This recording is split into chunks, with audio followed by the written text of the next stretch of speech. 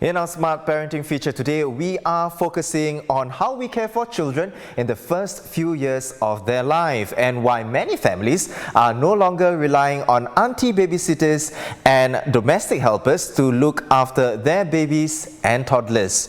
Infant care places for babies aged 2 to 17 months old have surged by 66% in 5 years in Singapore.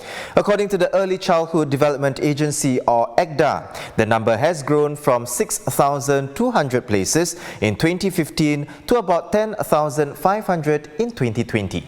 Joining us now is Dr. Geraldine Teo-Zuzarte, Vice President of Curriculum and Research at Preschool by the Park. She's also a fellow at the Education, a Childhood Development Agency. Welcome to the show, Doctor. Doctor, how do parents decide if infant care is the best choice for the family? A big factor will, of course, be the cost, right? Let's look at the pros and cons. Let's start with the pros first. What are the advantages of putting a child in infant care? Often parents start considering infant care because they must return to work for a variety of valid reasons. Fundamentally, it is important to remember that infant care is group care. In other words, the child will be placed in a space with other infants.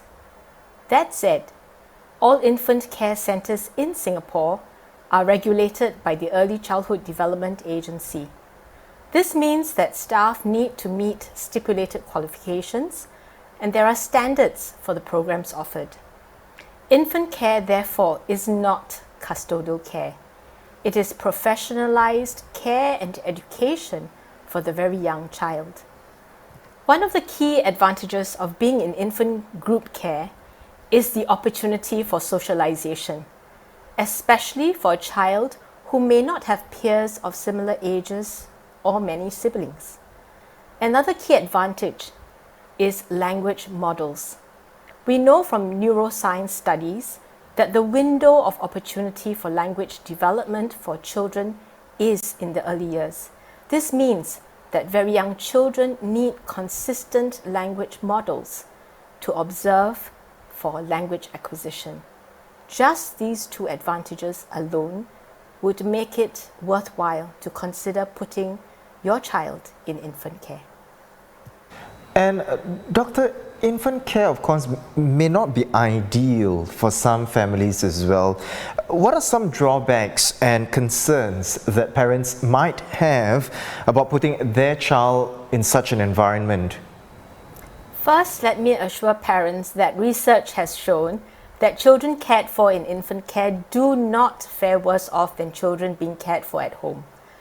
A local study done by the Singapore Children's Society in 2019 reported that the informed choices made by parents does not have a negative impact for the child in the long term. The keyword here is informed. Parents need to be comfortable with the choice of care they choose for their child, whether it is home-based or group care. What is important is to find a care arrangement that meets the family's need. For instance, infant care services have fixed opening and closing times, and perhaps for parents who have shift work hours, this might prove challenging.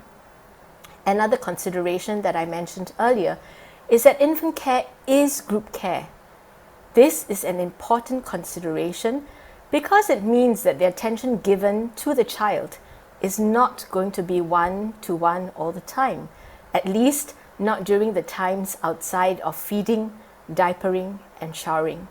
I think it is important for parents to manage their expectations for the kind of care they would like for their infants. Doctor, just to round up our discussion for today, let's say the decision is made to put the child in infant care. How do parents then prepare themselves as well as their child for it? Once the decision is made to enroll the child into infant care, I think it is important for parents to be aware and acknowledge the anxiety that may be felt in the days leading up to the first day of infant care. It is a transition for both the parents as well as for the child. So speak with the centre about how they will manage the child's journey and experience from home to center. This is important because research again has shown that for children to settle in well and establish good relationships with other adults outside their families, home to school transitions are critical. The focus is on the continuity from home to school in relations to routines like feeding, diapering, sleeping, as well as practices and experiences.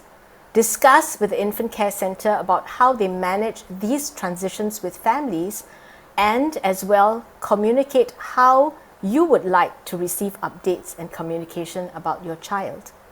The relationship you establish with the Infant Care Centre is an intimate one, a partnership, not a service, and something you should take time to nurture. The effort put in the beginning months when your child is enrolled in infant care will benefit not only your child, but give you the peace of mind, knowing that your child is cared for by professionals you trust. Thank you, Doctor, for your perspectives. Dr. Geraldine Teo-Zuzarte, Vice President of Curriculum and Research at Preschool by the Park and a Fellow at the Education Childhood Development Agency. You can read more online about why more parents are choosing infant care for their babies at str.sg/smart parenting. And for more tips, sign up for the ST Smart Parenting newsletter on how to help your child succeed in life.